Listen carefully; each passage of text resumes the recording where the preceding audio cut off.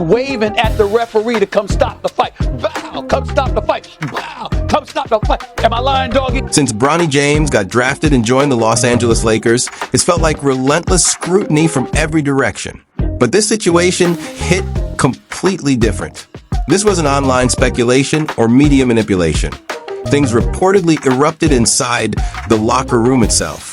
And Bronny found himself facing criticism from his own teammates. And once LeBron James discovered what was happening, the atmosphere shifted instantly from proud father to full crisis management mode. Here's where it genuinely started, the 2024 NBA Summer League. According to multiple reports, tension escalated because some players believed Bronny was receiving star-level treatment without producing star-level results. That kind of imbalance doesn't sit well in a locker room filled with athletes fighting desperately for their careers, and it quietly fractured the group. We all know that Bronny James is in the NBA because of his dad. The first game of the season, opening night, the Griffies in attendance, father-son duo playing in an NBA game for the first time, an absolutely positively wonderful story.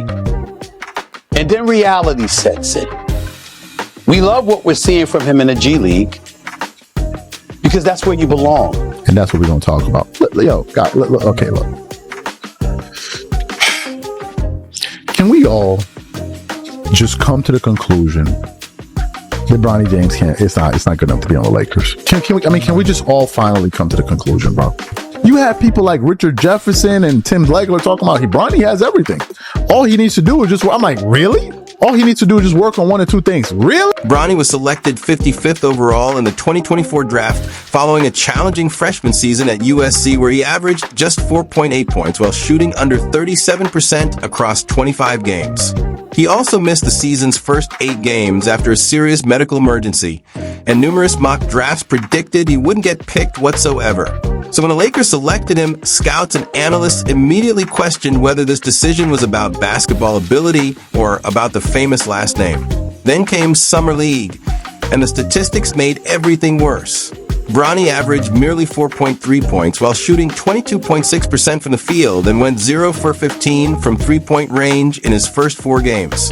The Lakers started the tournament 0 to 5. Frustration mounted and roster questions intensified daily. Despite all that, Bronny logged the second most minutes on the team at over 25 per game, with only first-round pick Dalton Knecht playing more.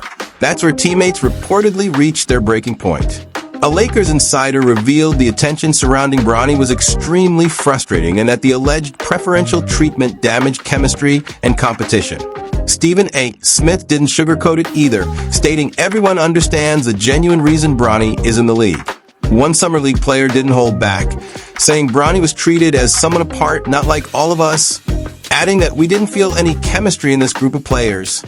Another player explained he felt trapped and intensely frustrated because game plans and plays were designed specifically to showcase Bronny, even if it came at the expense of others attempting to earn a roster spot. That same source claimed that if you asked most players on the California Classic or Summer League roster, they would confirm the same thing about the preferential treatment they witnessed daily. Another player clarified he had nothing personal against Bronny, but stated flatly, Bronny is not ready for all this, adding he isn't ready for the NBA. In his opinion, the underlying fear was simple and raw. Multiple players felt their own chances to make an NBA roster were diminishing because the organization was committed to developing LeBron's son, regardless of what the stat line looked like. Stephen A. echoed that concern again, saying opening night was special, but questioning whether continuing to give Bronny real NBA minutes made sense based on what was happening on the court. He gets in the game, and the dude is literally scared to shoot, right? The Bucks were leaving him wide open. They basically were treating this dude like Russell Westbrook, like Ben Simmons, folks. They were just daring him to shoot. So JJ Redick, ladies and gentlemen, he was literally yelling at Bronny James on the sidelines to shoot the ball, right? It got so bad, folks, that he started to cuss Bronny James out on the sideline. So I'm going to put a picture of the graphic on the screen so you guys can see what JJ Redick told Bronny. He told him pretty much to shoot basketball. Just felt like on a back-to-back, just him giving us energy, I think, was the goal. I maybe put him in a tough spot, flying up yesterday and, nationally televised game and Philly, all that stuff. It's, he didn't play well, but he's been playing great, in the Stay Ready games, and he's been playing great in the G. On the other side, Lakers co-owner Jeannie Buss shut the entire narrative down. She dismissed the complaints as jealousy from players who weren't going to make the team anyway, suggesting they were simply searching for someone to blame instead of owning their situation. And just like that, what started as Summer League frustration transformed into a full-blown Lakers controversy. Head coach J.J. Redick repeatedly referred to Bronny James as test case number 1 for the Los Angeles Lakers' new player development program. And that label came with tremendous pressure. The organization was fully committed to providing him real repetitions, real minutes, and real responsibility because internally they believed he could evolve into a legitimate two-way contributor. That philosophy showed loud and clear during Summer League, where Bronny remained on the floor consistently even as his shooting struggled and losses kept accumulating. Naturally, the criticism didn't stay confined to the locker room. Sports media jumped all over the Lakers, questioning why development seemed to matter more than winning in a competitive environment where most players were fighting for their professional lives.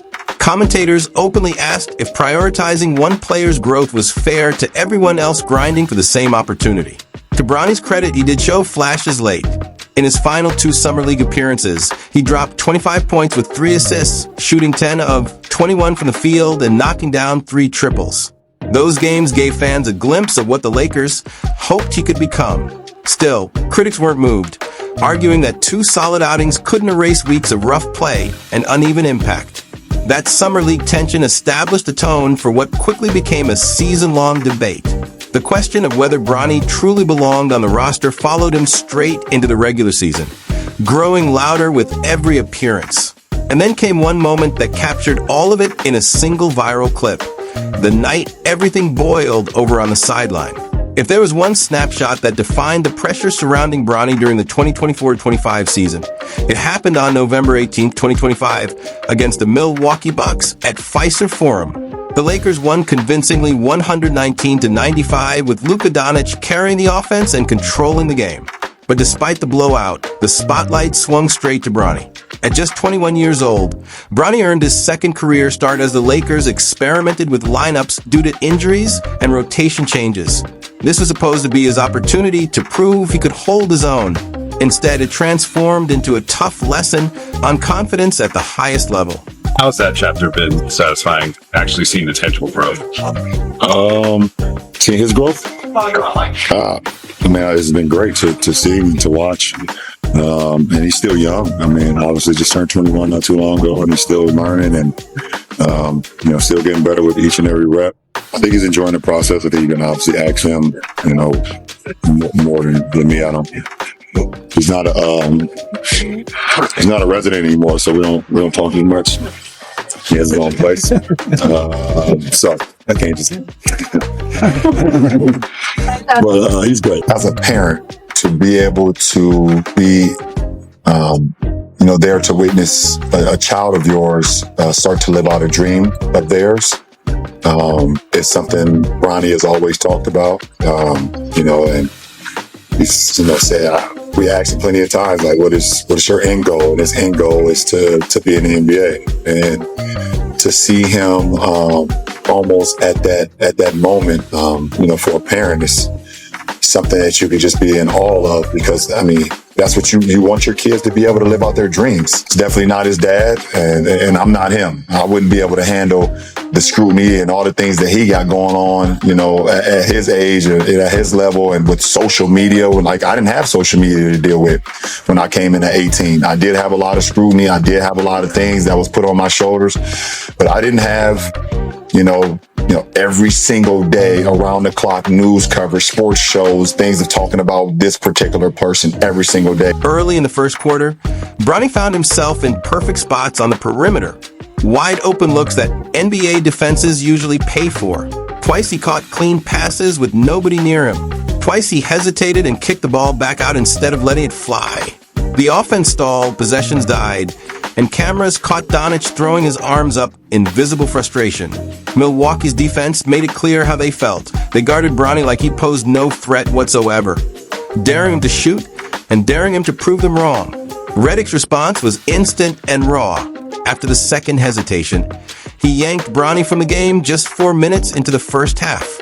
The moment was caught on broadcast, clipped, reposted, and replayed everywhere. Bronny stayed on the bench until the second half and logged only about 10 minutes total, attempting just 2 shots all night. The message couldn't have been clearer. That sideline moment tied directly back to concerns Redick had raised since Summer League. Shot confidence, accountability, and decisiveness were non-negotiables in his system. Redick has been open about it. Hesitation kills growth, and it has to be confronted head-on. That mindset comes straight from his own 15-year playing career. Redick built his name as a shooter who never passed up an open look, no matter the moment. Watching Bronny turn down clean shots tested that patience in real time. To Bronny's credit, he handled it professionally. Speaking to reporters afterward, he acknowledged that Redick was pushing him for a reason. He admitted that when he is open, he has to shoot it. No second-guessing, no deferring. That mindset showed results soon after. When Bronny was sent to the South Bay Lakers for additional reps away from the main spotlight, he responded against the Santa Cruz Warriors on November 22nd, 2025. He posted 15 points on efficient shooting, added 8 assists, grabbed 4 rebounds, and picked up 3 steals in a convincing win. It was progress in the exact areas Redick had demanded: assertiveness, efficiency, and confidence. Redick later addressed the situation again after a loss to the Philadelphia 76ers, explaining why he played Bronny and where things broke down that night. The message stayed the same: opportunity is earned, and confidence is not optional at this level. From a team standpoint, the sideline blow-up didn't shake the Los Angeles Lakers at all. They kept rolling, opening the season strong with 10 wins in their first 14 games, proving the moment was uncomfortable, not destabilizing. Still, that outburst cracked open a much bigger conversation around the league about tough love, player confidence, and how far a coach can push, especially when the rookie involved carries a famous last name and nonstop attention. What stood out most was what didn't happen. There were no reports of locker room backlash, no whispers of veterans being upset, and no signs the team viewed it as disrespectful. Internally, it was seen as coaching, plain and simple. But while J.J. Redick was clearly pushing Bronny James harder than many expected, fans kept asking the same question: how was LeBron James handling watching his son struggle through all of this in public?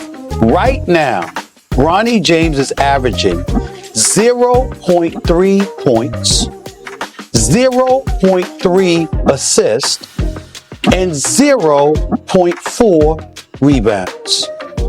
You know what people are saying. You know what they're going to do to this kid.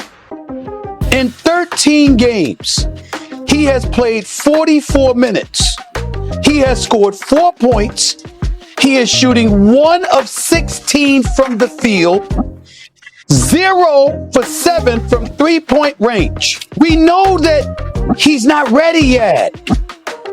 And I'm saying this with compassion. I'm asking the greatest player in the game, one of the top 2 players in the history of basketball, an ambassador for this game, the face of the league, a 4-time champion, a guy that's gone to 10 NBA finals, one of the greatest we have ever or will ever see, who is a basketball savant.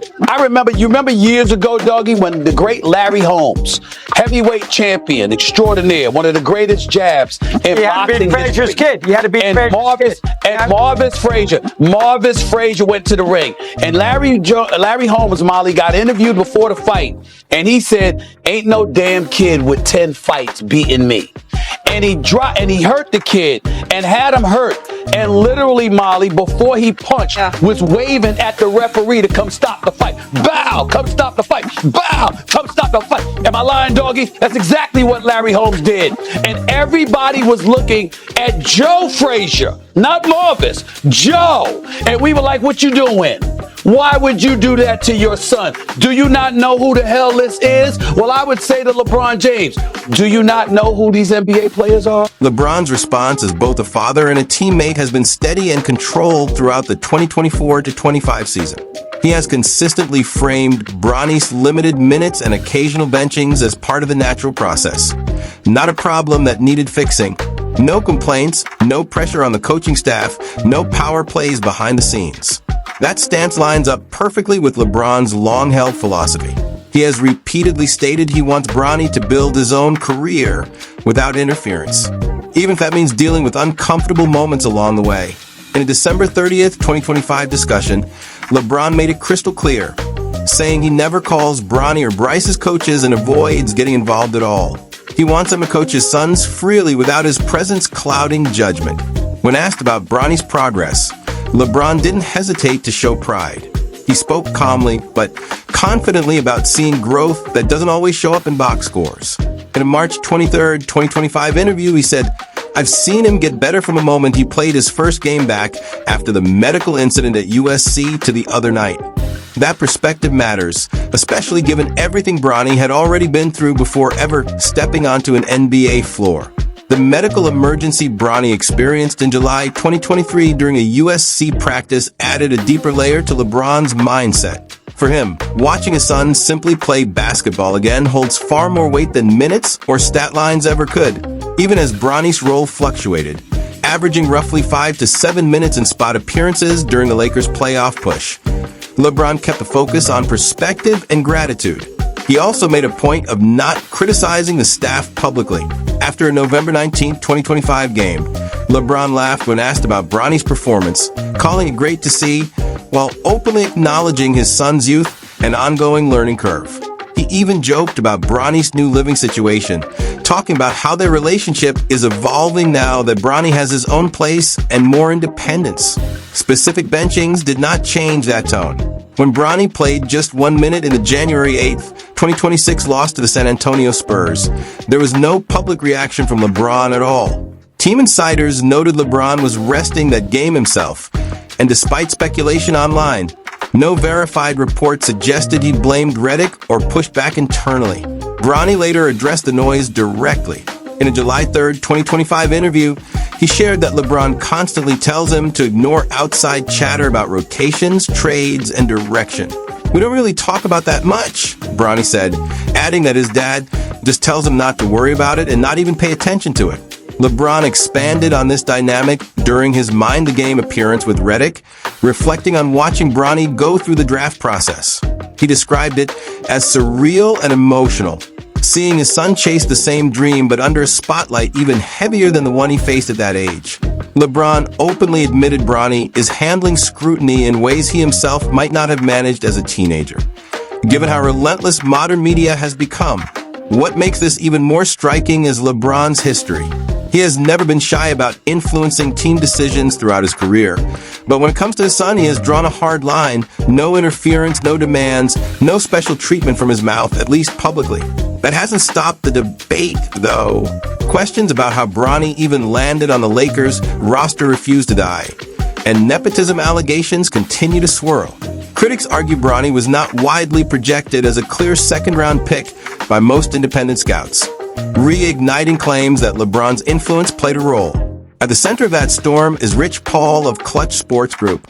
According to Bob Meyer speaking during ESPN draft coverage, Paul allegedly contacted multiple teams and warned them not to draft Bronny, suggesting he could pursue opportunities overseas instead. That message reportedly scared teams off, funneling Bronny directly to the Lakers at pick 55, where LeBron already stood. The move was described by many as shockingly aggressive.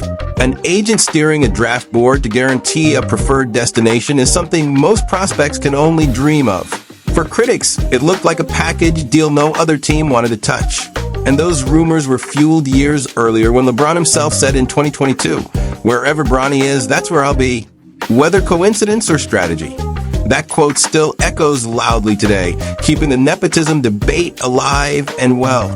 From the moment the draft card was turned in, critics claimed LeBron James had already made his priorities clear: To them, winning another championship or finding the perfect roster fit came second to making sure his son landed exactly where he wanted. LeBron's emotional reaction on draft night, followed quickly by a 2-year extension with the Los Angeles Lakers, only poured gasoline on those claims and made it easier for skeptics to connect the dots.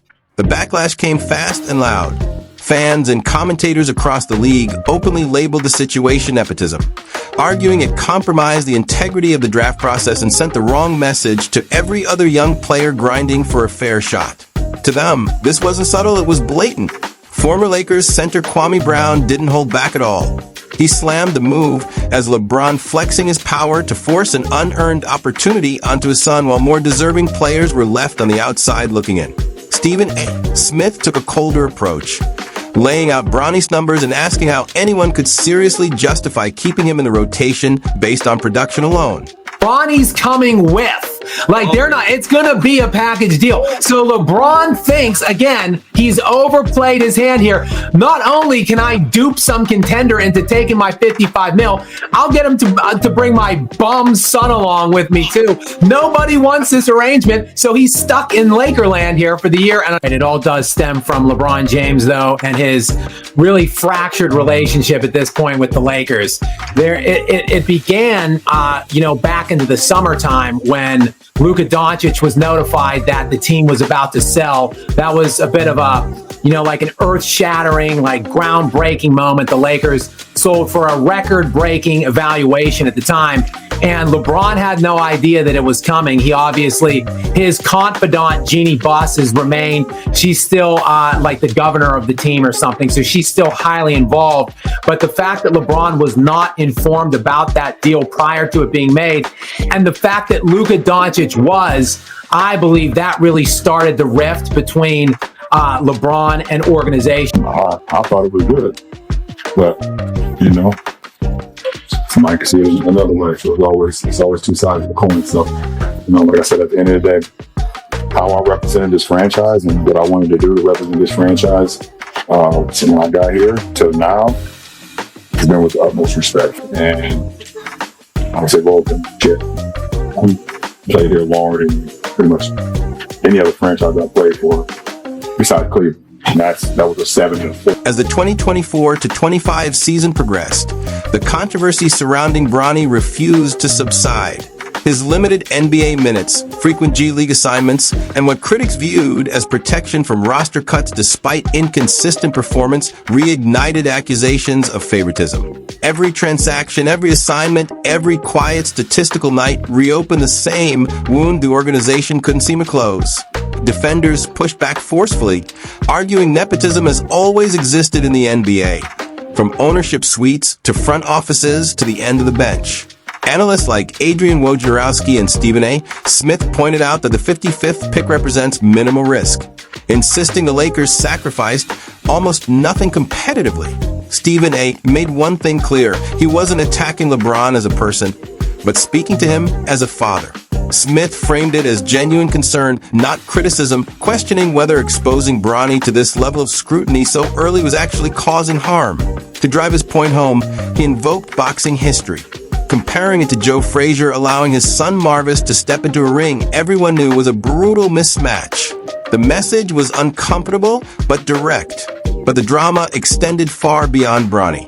Beneath the nepotism debate, deeper fractures were forming between LeBron and Lakers ownership that threatened to overshadow everything.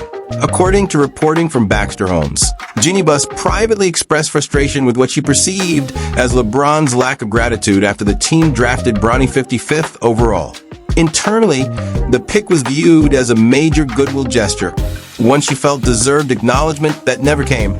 Those tensions surfaced during contract extension talks in summer 2024, with Buss reportedly believing the draft selection was a clear effort to keep LeBron satisfied, especially given Bronny's struggles at USC following his medical emergency. She grew increasingly resentful of what she viewed as LeBron's outsized influence and the constant presence of Clutch Sports Group in organizational decisions. That fracture traced back to major decisions, most notably the 2021 Russell Westbrook trade, where Buss reportedly blamed herself for catering to LeBron's wishes while feeling he sidestepped accountability when the experiment collapsed. The relationship deteriorated so severely that trading LeBron to the Los Angeles Clippers was quietly discussed in 2022. In June 2025, Buss sold majority control to Mark Walter, though she remained governor. LeBron brushed off the reports in January 2026, refusing to fuel the drama and emphasizing his loyalty, noting he spent more time with the Lakers than almost any other franchise in his career. Meanwhile, the coach killer label continues following him, with Luke Walton, Frank Vogel, Darvin Ham, and now JJ Redick all working under that narrative shadow. As of mid-January 2026, with the Lakers at 25-16 and navigating a brutal schedule, the questions remain unanswered. Every missed shot, every benching, every viral clip adds pressure. For Bronny, for LeBron, for the Lakers, the spotlight isn't dimming, it's only getting hotter.